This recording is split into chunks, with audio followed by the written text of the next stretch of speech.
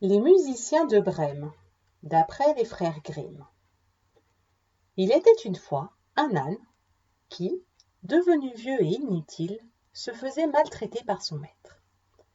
Il décida de partir et, ayant appris que la fanfare de Brême cherchait des musiciens, il se dit que quelqu'un comme lui, qui savait si bien braire, aurait une chance. Chemin faisant, il rencontra un vieux chien et lui dit « Viens avec moi, et si tu sais bien aboyer, tu trouveras aussi une place dans la fanfare. » Un chat errant, qui depuis bien longtemps n'attrapait plus de souris, se joignit ensuite à eux, et le trio continua son chemin vers la ville.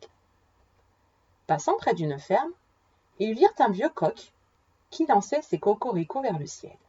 « Comme tu chantes bien, mais pourquoi es-tu si joyeux ?»« Joyeux, moi ?» répondit le coq. « On veut me mettre à la casserole, alors je m'offre encore une fois le plaisir de chanter. »« Viens avec nous, dit l'âne. Avec une voix comme la tienne, tu deviendras célèbre à Brême. » La route était longue jusqu'à la ville, et la nuit venue, les animaux se retrouvèrent dans une inquiétante forêt.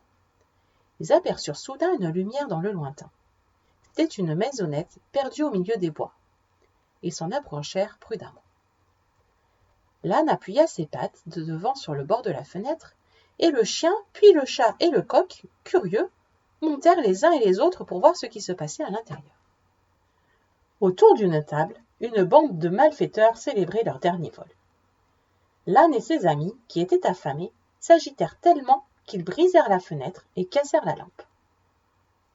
La pièce, plongée dans l'obscurité, résonna alors du terrible braiement de l'âne, ainsi que des aboiements du chien et des miaulements du chat. Le coq se joignit au concert et lança un cri perçant. Les brigands, terrorisés, prirent la fuite en hurlant « Le diable, le diable !» C'est ainsi que les 4 amis purent partager les restes du repas des brigands. Mais plus tard, alors qu'ils s'apprêtaient à dormir, un des bandits eut le courage de revenir pour voir ce qui s'était passé. Après avoir ouvert la porte, il se dirigea en tremblant vers la cheminée, un pistolet à la main. Prenant les yeux brillants du chat pour 2 tisons, il y plongea une allumette. Furieux, le chat lui sauta au visage. Le voleur tomba alors sur le chien, qui lui planta ses dents pointues dans le mollet. Au même moment, l'âne lui décocha une terrible ruade qui l'expédia hors de la maison, tandis que le coq lançait son cocorico. « Fuyons, fuyons, une terrible sorcière m'a griffé au visage, un démon m'a mordu la jambe et un monstre horrible m'a battu avec un énorme bâton. » Les brigands s'enfuirent à toutes jambes, et l'âne, le chien, le chat et le coq devinrent ainsi les maîtres des lieux. Ayant ensuite découvert le trésor des bandits, ils eurent toujours de quoi manger et vécurent longtemps heureux ensemble.